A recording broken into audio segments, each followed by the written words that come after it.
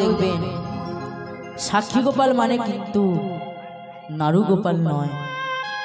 সাক্ষী গোপাল মানে হচ্ছে কৃষ্ণ গোপাল। কৃষ্ণ গোপাল একা বাঁশি হাতে নিয়ে দাঁড়িয়ে আছে, পাশে কিন্তু রাধা নাই। তাই গৌর হরি দাদা নিতাইকে বলছে, বলো বলো দাদা নিতাই পাশে কেন রাধা নাই? বলো বলো দাদা নিতাই পাশে কেন রাধা নাই? বলো বলো দাদা নিতাই পাশে কেন রাধা নাই? বলো বলো দাদা নিতাই পাশে কেন রাধা নাই? বলো বলো দাদা নিতাই পাশে কেন রাধা নাই? ভক্তমণ্ডলী, আমার ভক্তিমতী মায়েরা, এখানে অনেকজন তো শিক্ষিত মানুষ আছে। আপনারা বলুন তো, রাধা ছাড়া কি কৃষ্ণের পুজো হয়? হয় কি? হয় না। এই পৃথিবীতে একটাই মন্দির যেখানে রাধা ছাড়া কৃষ্ণ একা দাঁড়িয়ে। তাই গৌর হরি দাদা নিতাইকে বলছে যে বলো বলো দাদা নিতাই পাশে কেন রাধা নাই? বলো বলো দাদা নিতাই পাশে কেন রাধা নাই? বলো বলো দাদা নিতাই পাশে কেন রাধা নাই? বলো বলো দাদা নিতাই পাশে কেন রাধা নাই? গৌর হরি নিতাই দাদা হাসছে, হাসতে হাসতে বলছে, নিমাই এই প্রশ্নটা আমায় করলি কেন ভাই? এখানে এত ভক্ত থাকতে তুই এদের না প্রশ্ন করে আমায় করলি কেন? গৌর হরি বলছে, দাদা এই প্রশ্নটা তোমায় করলুম কেন জানো না? তুমি তো আমার আগে সন্ন্যাসী হয়েছে। তুমি সন্ন্যাসী হওয়ার পর 12 বৎসর ঘুরেছ। এটা দাদা বলছে, হ্যাঁ তাতে কি হয়েছে? দাদা তুমি যদি সব তীর্থ 12 বৎসর ঘুরে থাকো, তাহলে এটাও তো তীর্থধাম, তাহলে এখানে তুমি এসেছো। আর যদি তুমি এখানে এসে থাকো, তাহলে তুমি জানো পাশে কেন রাধা নাই? নিতাই দাদা বলছে, নিমাই তুই ঠিক ধরেছিস ভাই। ভগবান থাকবে, এই ভগবান কৃষ্ণ গোপাল ভক্তের জন্য রাধারানীকে পরিত্যাগ করে সাক্ষী দিতে এসেছিল বলে এই গোপালের নাম সাক্ষী গোপাল। সাক্ষী গোপাল, সাক্ষী গোপাল, সাক্ষী গোপাল, সাক্ষী গোপাল, সাক্ষী গোপাল, সাক্ষী গোপাল, সাক্ষী গোপাল, সাক্ষী গোপাল, সাক্ষী গোপাল, সাক্ষী গোপাল, সাক্ষী গোপাল,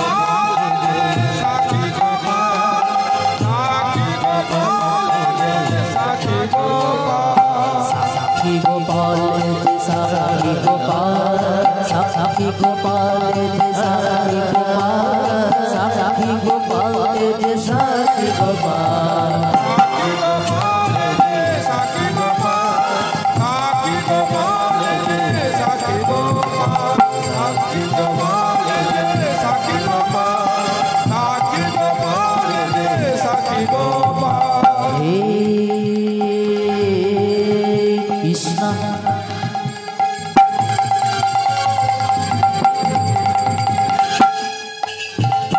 করুণা সিন্ধু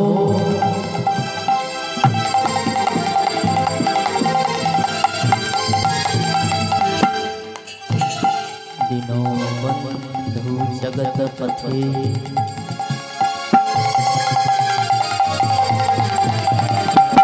गोपेश गोपिककत राधाकान्त नमस्तुते। साक्षी गोपाल साक्षी गोपाल, साक्षी गोपाल, साक्षी गोपाल, साक्षी गोपाल, साक्षी गोपाल, साक्षी गोपाल, साक्षी गोपाल, साक्षी गोपाल। नमो श्री भगवते वासुदेवाय गोविन्दाय नमो नमः। नमो नमो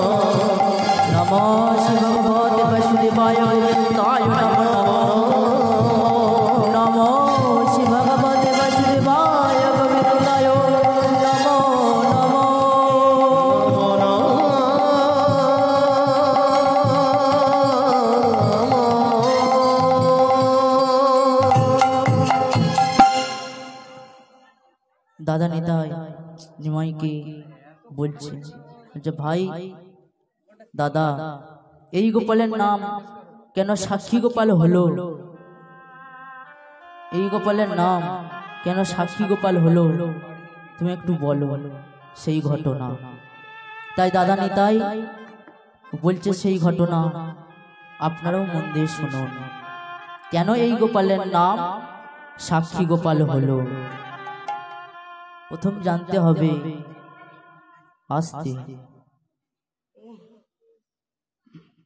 প্রথম জানতে হবে ভগবান কার জন্য সাক্ষী দিতে আসে,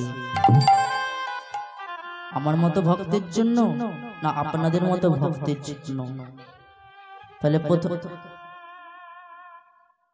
আপনাদের মতো ভক্তের জন্য।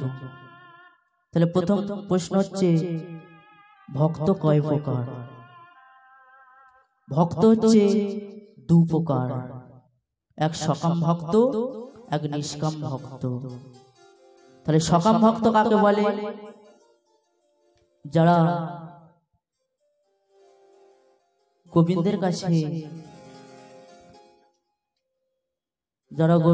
কাছে গিয়ে রাধা মাধবের চরণে মানসিক করে যে হে রাধা মাধব, ছেলেটার শরীর খারাপ, মেয়েটার বিয়ে হয়নি, তুমি যদি ছেলেটার শরীর ভালো করে দাও তাহলে তোমাকে আমি 10 কেজি বাতাসা দেব। যারা গোবিন্দের কাছ থেকে নিতে জানে, কিছু দিতে জানে না, তারাই হলো সকাম ভক্ত। তাহলে নিষ্কাম ভক্ত কাকে বলে? যারা গোবিন্দের কাছে কোনোদিন কিছু চায় না, তারা কেঁদে কেঁদে বলে দয়াময় আমি যেটুকু পেয়েছি ওইটুকুতেই খুশি, আর যেটুকু আমায় দিয়েছো সেইটুকু আমি পাওয়ার যোগ্য নই। এদের মতো ভক্তের জন্য ভগবান যুগে যুগে সাক্ষী দিতে আসে আমার ধরিত্রীর বুকে। প্রথম ভগবান কোথায় এসেছিল না, এখন যেখানে সাক্ষী গোপাল ওটা এখন কটক শহর হয়ে গেছে, আগে ওটা শহর ছিল না, আগে ছিল একটি ছোট্ট গ্রাম। সেই গ্রামে দুই ব্রাহ্মণ বাস করত, এক সকাম ব্রাহ্মণ আর এক নিষ্কাম ব্রাহ্মণ। প্রথম বলি গ্রামটার নাম কি? বিদ্যানগর গ্রাম।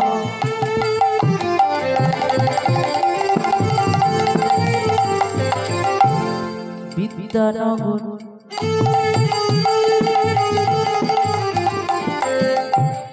বিদ্যানগর গ্রাম পবিনোনা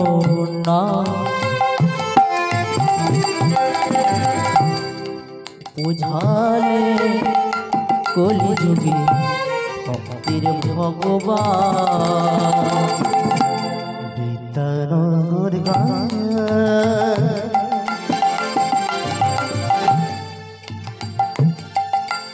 প্রবীণনা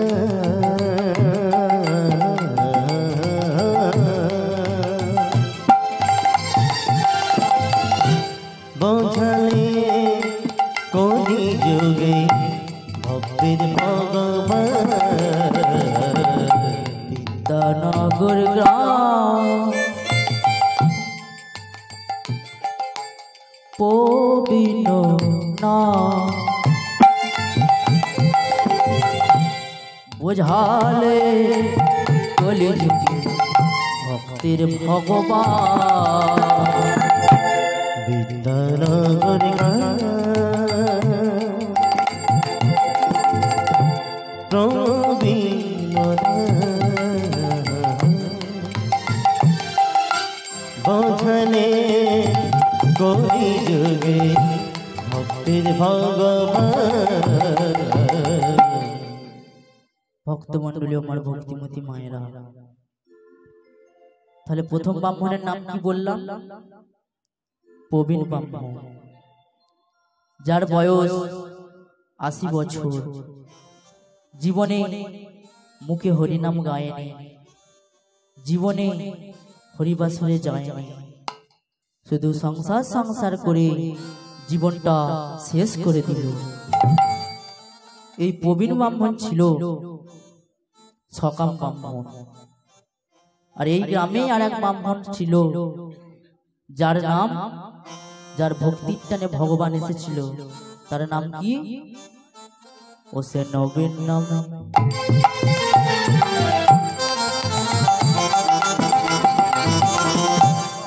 ও সে নবীন নামে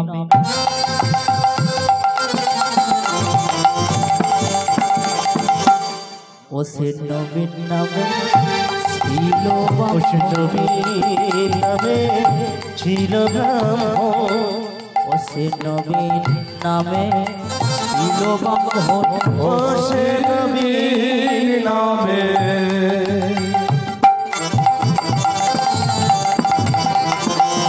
ছিল ব্রাহ্মণ, নবীন নামে ছিল ব্রাহ্মণ, ও সে সদাই করত কৃষ্ণ ভজ, ও সে নবীন নামে ছিল ব্রাহ্মণ, ও সে সদাই করত কৃষ্ণ ভজ, ও সে নবীন নামে ছিল ব্রাহ্মণ, ও সে হরির পূজন হরি আরাধ, সে নবীন নামে ছিল ব্রাহ্মণ, সে হরির পূজন হরি আরাধ, সে নবীন নামে ছিল ব্রাহ্মণ, হরির পূজন হরি আরাধ, সে নবীন নামে ছিল ব্রাহ্মণ, সদাই করত কৃষ্ণ ভজ, নবীন নামে ছিল ব্রাহ্মণ, সদাই করত কৃষ্ণ ভজ, হরি হরি বলে নামে ছিল মুখে হরি হরি বলে নবীন নামে ছিল ও ব্রাহ্মণ, সে নবীন নামে ছিল ব্রাহ্মণ। ভক্তমণ্ডলী, আমার ভক্তিমতী মায়েরা, এবার সেই গ্রামটির নাম কি? গ্রামটির নাম হলো বিদ্যানগর গ্রাম। দুই ব্রাহ্মণ বাস করত। প্রথম ব্রাহ্মণের নাম প্রবীণ ব্রাহ্মণ, যার বয়স ৮০ বছর, জীবনে মুখে হরিনাম গায়নি, জীবনে হরিবাসরে যায়নি, জীবনে তুলসী তলায় জল দেয়নি। আর এই গ্রামে আর এক ব্রাহ্মণ বাস করত, যে ছিল নিষ্কাম, যার ভক্তির টানে ভগবান এসেছিল। সে ছিল নিষ্কাম, তার নাম প্রবীণ ব্রাহ্মণ, নবীন ব্রাহ্মণ। এই বিদ্যানগর গ্রামে একটি নদী বয়ে গেছে, যার নাম চন্দ্রভাগা নদী। সেই নদীর ধারে পুরানো দিনে রাধা মাধবের মন্দিরে ভেতরেই থাকতো আমার নবীন ব্রাহ্মণ, যার বয়স ৩০ বছর। বাল্যকালে বাবা মা মারা গেছে। সে ছিল নিষ্কাম। ভক্তমণ্ডলী, আমার ভক্তিমতী মায়েরা, তাহলে প্রথম ব্রাহ্মণের নাম কি? প্রবীণ ব্রাহ্মণ, যার বয়স ৮০ বছর। ৩ ছেলের বিয়ে দিয়েছে, ছোট ছেলের বিয়ে দেয়নি। কেন? ছোট ছেলে ছিল বিকলাঙ্গ বা প্রতিবন্ধী। ছোট ছেলে মনে মনে চিন্তা করলো, বিয়ে করে আমি একটা মেয়ের জীবন নষ্ট করব কেন? তা একা আছি, ভালো আছি। আর যা টাকা পয়সা ছিল বৃদ্ধর, একটি বড় বাড়ি তৈরি করেছে। তারপর যা টাকা পয়সা ছিল 4 ছেলেকে সমান ভাগে ভাগ করে দিয়েছে।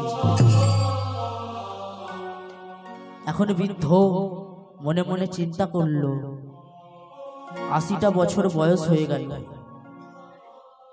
80টা বছর বয়স হয়ে গেল, জীবনে মুখে হরিনাম করিনি। আজ কিছুদিন পরে আমার মৃত্যু হবে। যখন মৃত্যু হবে তখন ওপারে ভগবান বলবে যে কি পুণ্য আছে দেখাও। তখন কি দেখাবো? যেমন এপারে সুখে আছি, ওপারেও সুখ পেতে গেলে আমাকে কিছু পুণ্য করতে হবে। কি পুণ্য করা যায় না? আমি কানে শুনেছি কেউ যদি বেঁচে থাকতে থাকতে একবার বৃন্দাবন যেতে পারে, তারা নাকি সব পাপ টাপ হরণ করে নেয়। আমাকে বেঁচে থাকতে থাকতে কোথায় যেতে হবে? না, বৃন্দাবন যেতে হবে। ভক্তমণ্ডলী ও আমার ভক্তিমতী মায়েরা, বৃন্দাবন যেতে গেলে টাকা খরচ, থাকা খরচ লাগবে। তাহলে কি করা যায়? আর যাদেরকে আমি মানুষের মতো মানুষ করলাম, তাদের কাছে চাইলে নিশ্চয়ই কিছু পাবো। তাই বৃদ্ধ রাত্রি 10টার সময় চলে গেল বড় ছেলের ঘরে। মায়েরা, বড় ছেলের নাম কি? বড় ছেলের নাম হলো নারায়ণ। মেজ ছেলের নাম রঘুনন্দন। সেজ ছেলের নাম মধুসূদন। আর ছোট ছেলের নাম, যার হাত পাকা পা বাঁকা, যার নাম বিপদভঞ্জন।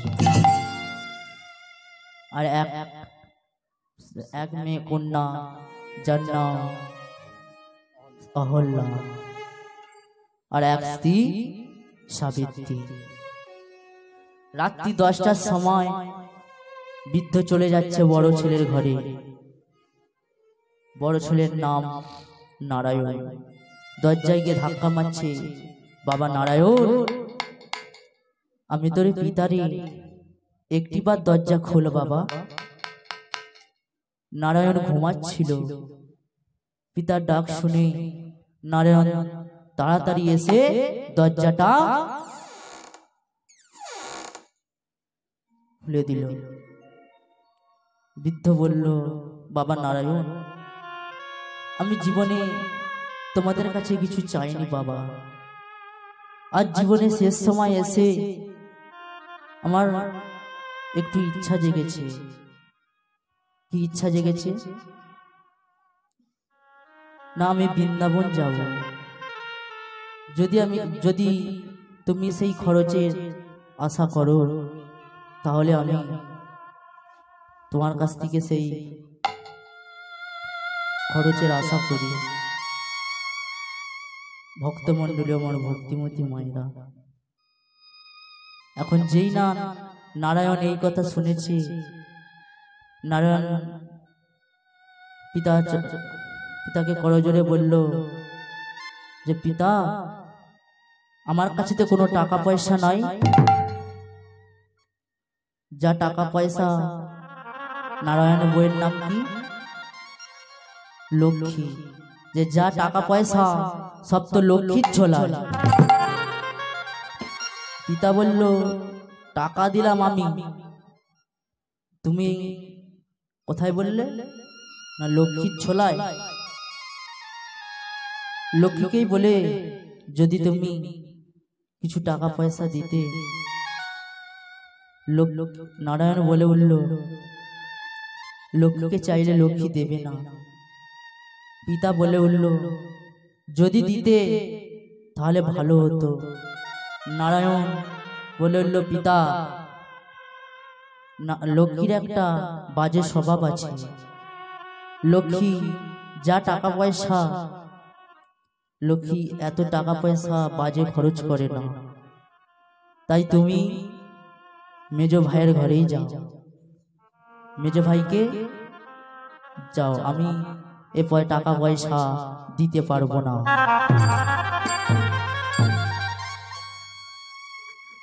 বৃদ্ধ কাঁদতে কাঁদতে চলে যাচ্ছে মেজ ছেলের ঘরে। মেজ ছেলের নাম কি? মেজ ছেলের নাম হলো রঘুনন্দন।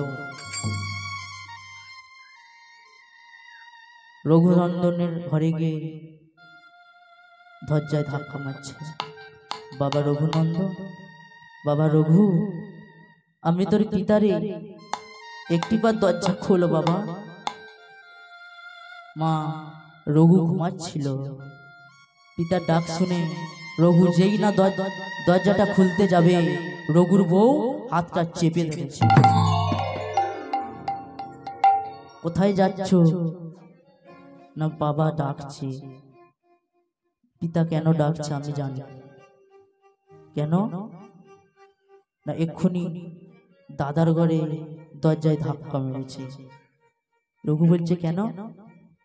না পিতার ইচ্ছা জেগেছে একটু বৃন্দাবন যাবে, সেই জন্য তোমাকে টাকা চাইবে বলে তোমার ঘরে ধাক্কা মারছে।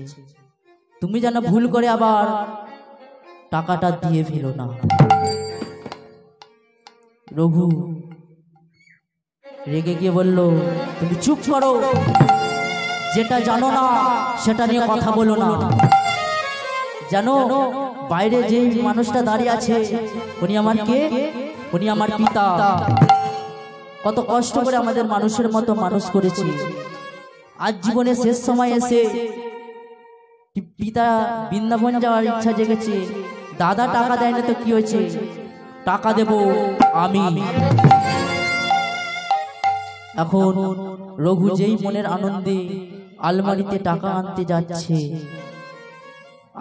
আলমারি থেকে টাকা এনে যেই না পিতা দরজাটা খুলবে, রঘুর বউ পিছন থেকে চিৎকার করে বলল, দাও দাও, তোমার টাকা তুমি দেবে, আমি পরের মেয়ে। টাকা যদি দিয়েছে না, পরের দিন তোমায় দেখাবো মজাটা। যেই না বলেছে রঘু চমকে গেল।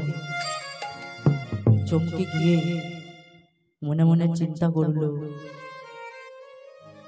যে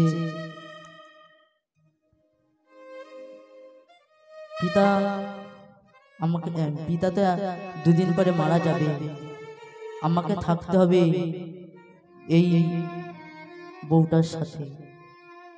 একই ঘরে তাই দুজনের বাস। বউ যা বলছে তার কথাই শুনে রঘুনন্দন ভয়ে শুয়ে পড়ল দরজা বন্ধ করে। দরজার বাইরে কে ছিল? পিতা। পিতা বুঝতে পারল যে রঘুর ঘরে বাসা বেঁধেছে ঘুঘু। রঘুর ঘরে বাসা বেঁধেছে ঘুঘু। চোখের জলে কাঁদতে কাঁদতে পরের মেজ ছেলের ঘরে যাচ্ছে, এই সেজ ছেলের ঘরে যাচ্ছে।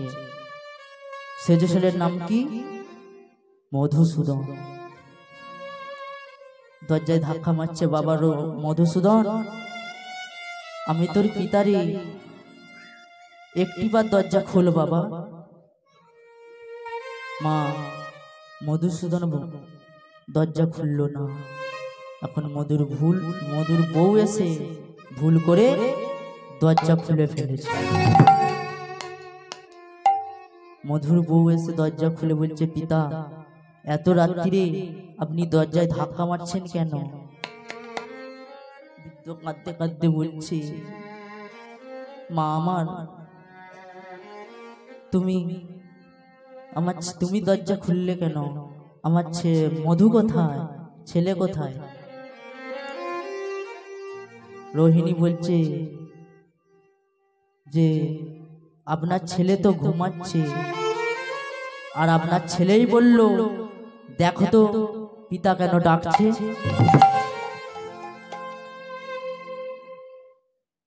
তাহলে মানেটা বুঝতে পেরেছেন মা?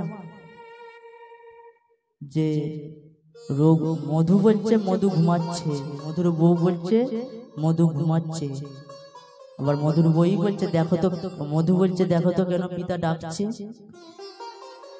সে ভয়ে আসেনি, সে ভয়েতে আসেনি। কেন? সে তো একই গইলের গরু। এরকম ছেলে যাদের থাকবে তারা গরু কখনো বলবে না। গরুর দুধ আমার ভোলেনাথের মাথায় ঢালা হয়, গরুর দুধ দিয়ে গোপাল সেবায় লাগে। এরকম ছেলে যদি যাদের থাকবে এক কথায় বলবে গাধা নয় ভেড়া।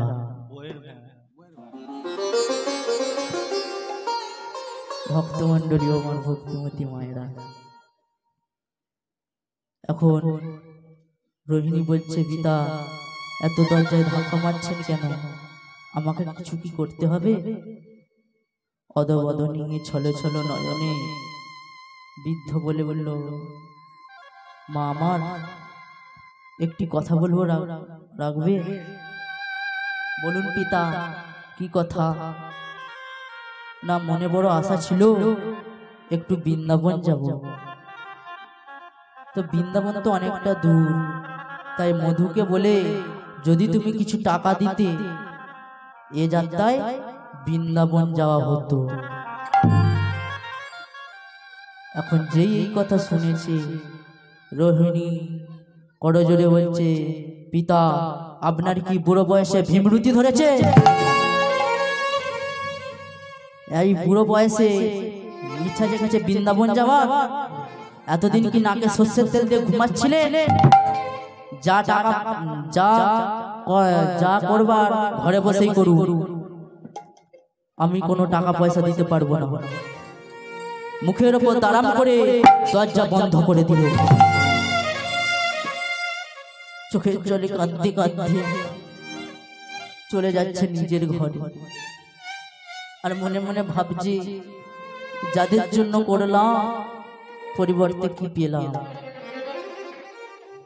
এখন বৃদ্ধ যেই না ঘরে ঢুকতে যাবে, কোথা থেকে একটা ছেলে এসে বৃদ্ধর চরণে আছাড় খেয়ে পড়ল। কে বলুন তো? যা ছোট ছেলে, যার নাম বিপদভঞ্জন। বিপদভঞ্জন চোখের জলে কাঁদতে কাঁদতে বলছে, পিতা আপনাকে দাদারা টাকা দিল না বলে কাঁদছে। আপনার কষ্ট আমার সহ্য হচ্ছে না। আপনার টাকার দরকার তো আপনাকে টাকা দেব আমি। বৃদ্ধ বলছে, তুমি কি করে টাকা দেবে? তোমার তো নিজেই ভালো করে চলে না, নিজের হাতে খাও না, ভালো করে খেতে পারো না, তোমার চলবে কি করে? ছোট ছেলে বলে উঠল, টাকা আছে, ভালো করে খেয়াল করুন পিতা। আপনার টাকা নিয়ে আমাদের চার ভাইকে সমান ভাগে টাকা দিয়েছিলেন। দাদারা আপনার টাকা নিয়ে আপনাকে ভুলে গেছে, কারণ আমার সেই টাকা আমার আলমারিতে রাখা আছে। আপনার সঞ্চিত অর্থ আমার যদি পরমার্থের কাজে লাগে, আমার জীবন ধন্য হয়ে যাবে। চোখের জলে কাঁদতে কাঁদতে বৃদ্ধ চলে যাচ্ছে। এই চোখের জলে কাঁদতে কাঁদতে বিপদভঞ্জন চলে যাচ্ছে কোথায়? টাকা আনতে। চোখের জলে কাঁদতে কাঁদতে নবীন ছোট ছেলে বিপদভঞ্জন যেই না টাকা আনতে যাবে, পিছন থেকে ডেকে বলল, বাবা বিপদভঞ্জন, যেও না। কেন পিতা? ও টাকা আমি নেব না। কেন নেবেন না? ওটা তো আপনারই টাকা। বিপদভঞ্জন বলছে, হ্যাঁ ওটা আপনারই। বৃদ্ধ বলছে, হ্যাঁ ওটা আমারই টাকা, কিন্তু আমি নেব না। কেন নেবেন না? কারণ তোমাদের দাদাদের আজকে যে চরিত্র আমি দেখলাম, আমি হারে হারে বুঝতে পারছি তোমাকে ওরা শেষের দিনে দেখবে না। তুমি ভালো করে খেতে পারো না, তোমার ভালো করে চলে না, তোমার শেষের দিনে চলবে কি করে? তোমার টাকা তোমারই থাক। ভক্তমণ্ডলী, আমার ভক্তিমতী মায়েরা, বৃদ্ধ নিজে চিৎকার করে বলল, চাই না কারো অর্থ, আমি খালি পায়ে বৃন্দাবন যাব, ভিক্ষা করে খাবো, তবুও আমি বৃন্দাবন যাব যাব যাব। চলে গেল নিজের ঘরে। বৃন্দাবন যাবে তো টাকা এই কাপড়ের পুঁটুলি বাঁধছে। এখন কাপড়ের পুঁটুলিটা বেঁধে যেই না বেরোতে যাবে, বৃদ্ধর একমাত্র স্ত্রী, যার নাম সাবিত্রী, বলে উঠল, সাবিত্রী করজোরে বলল, স্বামী এত রাত্রিরে কোথায় যাচ্ছে? বৃদ্ধ বলে উঠল, চলে যাচ্ছে বৃন্দাবন, তুমি ভালো থেকো, সুস্থ থেকো। সাবিত্রী দাঁড়িয়ে দাঁড়িয়ে চোখের জলে কাঁদছে। কাঁদতে কাঁদতে বৃদ্ধর মন দেখে বৃদ্ধর মনে দয়া হলো। বৃদ্ধ মনে মনে চিন্তা করলো যে আমার মতো আমার সন্তানরা যদি আমার স্ত্রীকেও কষ্ট দেয়, তাহলে বরং এক কাজ করি, ওকে আমার সাথে বৃন্দাবন নিয়ে চলে যায়। যখন সাবিত্রী কাঁদছিল, তখন বৃদ্ধ বলে উঠল, সাবিত্রী আর কেঁদো না, চোখের জল মোছো। সাবিত্রী, একটা কথা বলবো?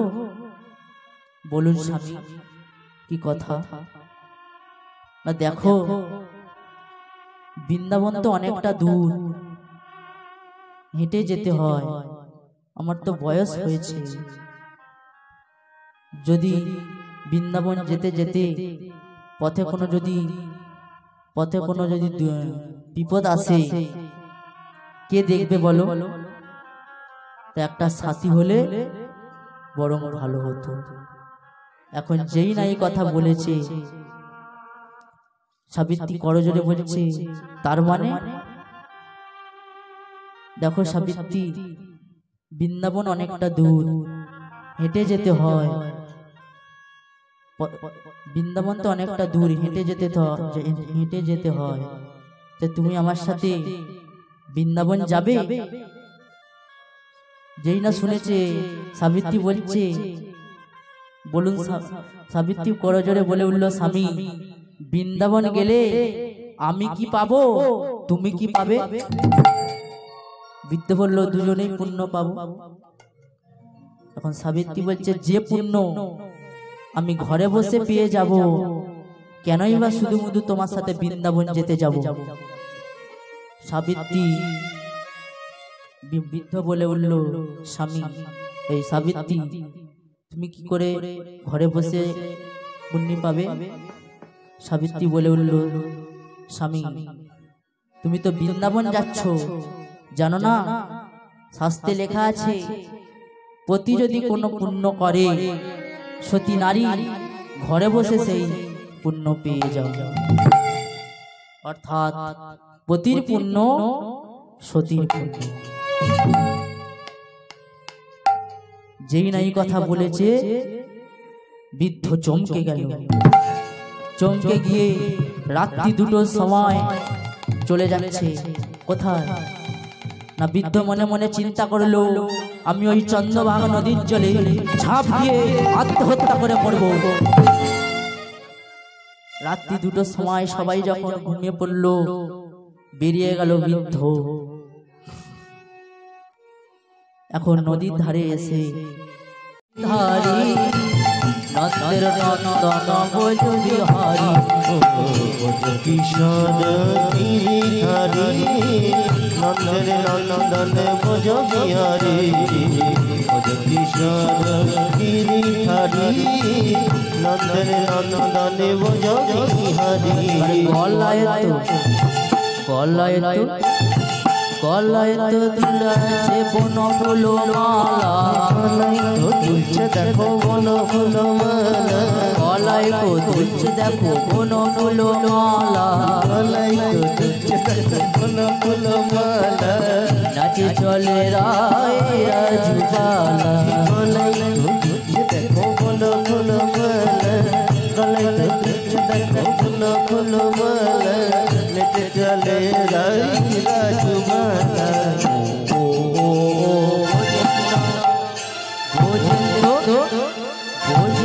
নন্দনিকা নাইয়া রে দশমতে দোলা,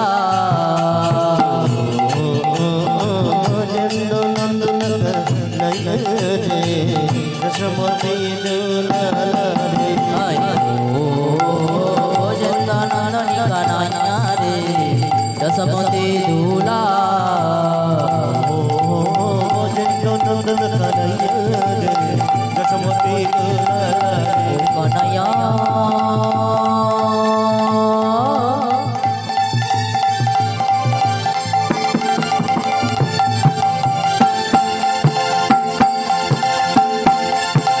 ও কনয়া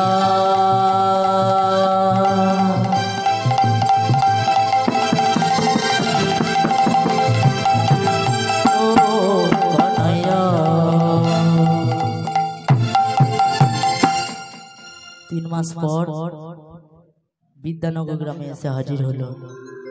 এখন যেই গ্রামে ঢুকেছে নূপুরের শব্দ বন্ধ হয়ে গেছে। নবীন মনে মনে ভাবছে তাহলে কি গোপাল আসছে না, ভয়ে পালিয়ে গেল না তো? যেই ভাবা অমনি ঘোড়া। এখন যেই না ঘুরেছে গোপাল বাঁশি হাতে নিয়ে দাঁড়িয়ে রয়েছে। গোপাল বলে উঠল, এই নবীন তুই পেছনে ঘুরে তাকালি কেন? নবীন বলল, ও প্রভু তুমি আসছিলে আর আমি মনে মনে ভেবেছি তোমার নূপুর বাজছিল না কেন? গোপাল বলে উঠল যে তোদের চন্দ্রভাগা নদীর ধারে এত বালি মাটি হয়েছে যে আমার নূপুরের গর্তে ঢুকে গেছে, তাই আমি নূপুর বাজাচ্ছি, নূপুরের শব্দ শুনতে পাচ্ছিস না। আর নবীন মনে মনে ভেবেছিল কি, বলছো প্রভু আমি মনে মনে কি ভেবেছিলাম জানো? তুমি ভয়েতে পালিয়ে গেছো। গোপাল বলছে, দূর পাগল, আমি কাউকে কি একা ছেড়ে যেতে যাই কোনো ভক্তকে? তাই গোপাল বলছে, এই নবীন তুই কেন পেছন ঘুরে তাকাতে গেলি? নবীন বলল, প্রভু আমি সত্যি ভেবেছিলাম যে তুমি ভয়েতে পালিয়ে গেছো, তাই আমি পেছন ঘুরে তাকিয়েছি। গোপাল বলছে, আমি এই গাছের তলায় দাঁড়িয়ে আছি, আমি সাক্ষী দেব। নবীন ছুটে চলে গেল বৃদ্ধ প্রবীণের বাড়ি। বৃদ্ধ প্রবীণের বাড়ি গিয়ে ডাকছে।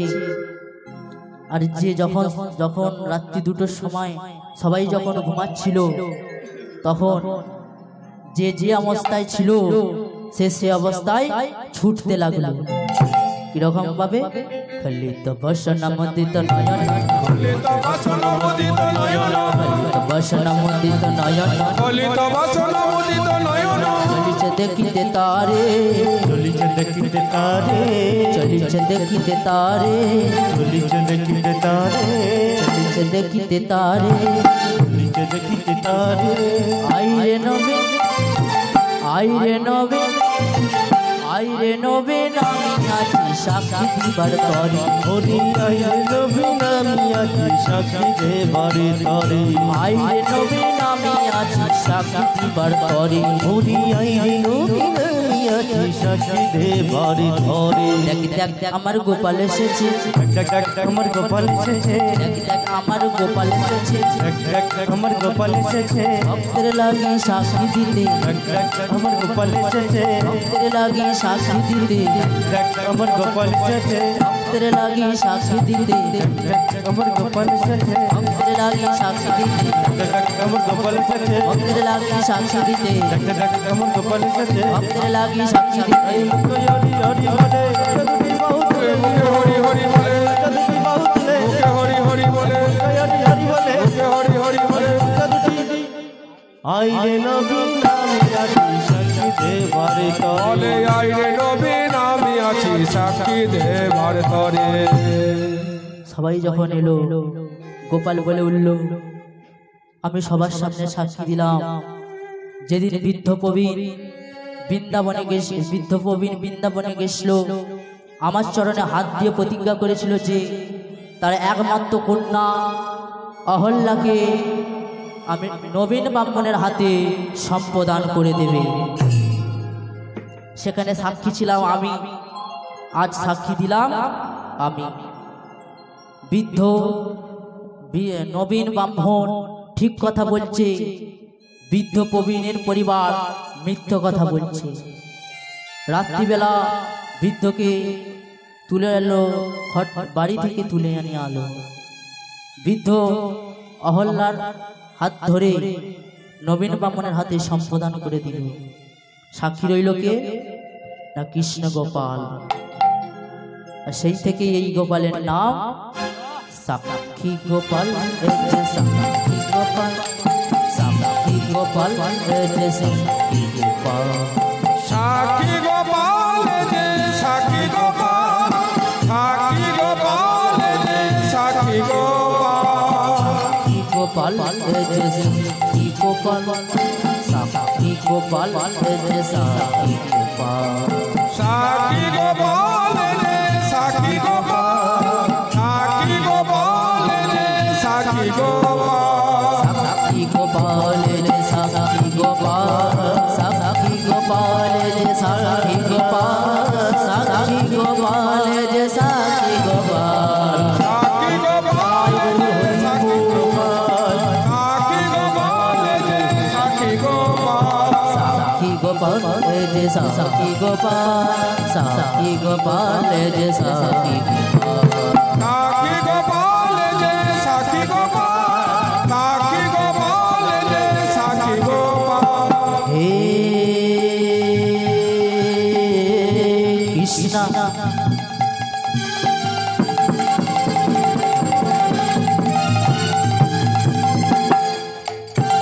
করুণা সিন্ধু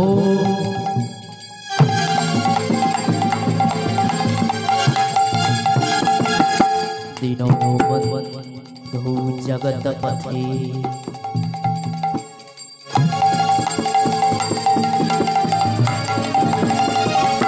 गोपेश गप्यकंत राधाकांत नमस्तुते। नमो श्री भगवते वसुदेवाय गोविंदाय नमो नमो। नमो श्री भगवते वसुदेवाय गोविंदाय नमो नमो। नमो श्री भगवते वसुदेवाय गोविंदाय नमो नमो।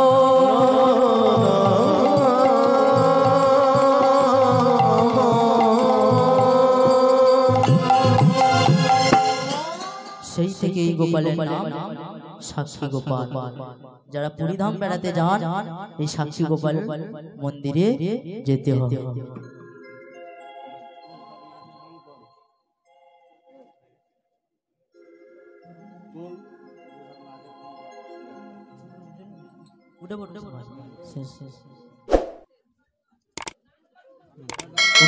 একটু নাচানাচি হবে।